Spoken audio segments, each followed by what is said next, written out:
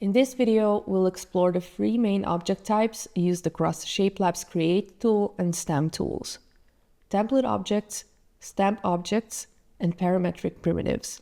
We'll also take a look at custom libraries and how these assets work together. Template objects are original, unprocessed 3D shapes.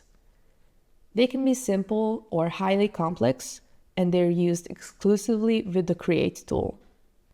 When you spawn a template object, you can choose whether it becomes a polymesh object or a voxel object.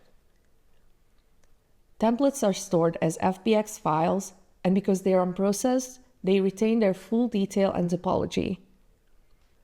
This makes them ideal for starting a new scene directly from high-quality base models. Stamp objects are simplified, processed versions of 3D shapes. They're designed specifically for real-time stamping, making Boolean operations fast and smooth. Stamp objects are stored as stamp 3D files, and they're used only with the polymesh stamp tool and the voxel stamp tool.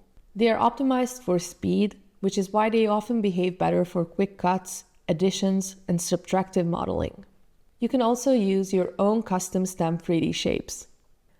Parametric primitives are predefined shapes built directly into Shapelab.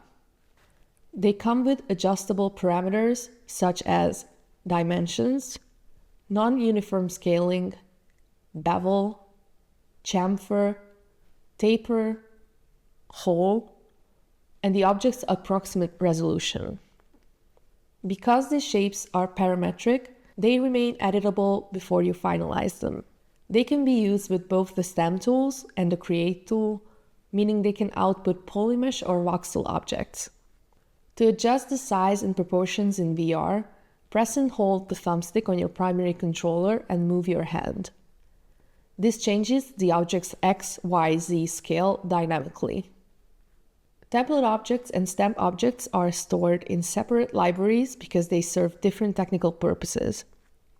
But when you save your own shapes, you now have flexibility. You can save a shape as a template, as a stamp, or as both. This gives you far more control over how you build your personal asset library.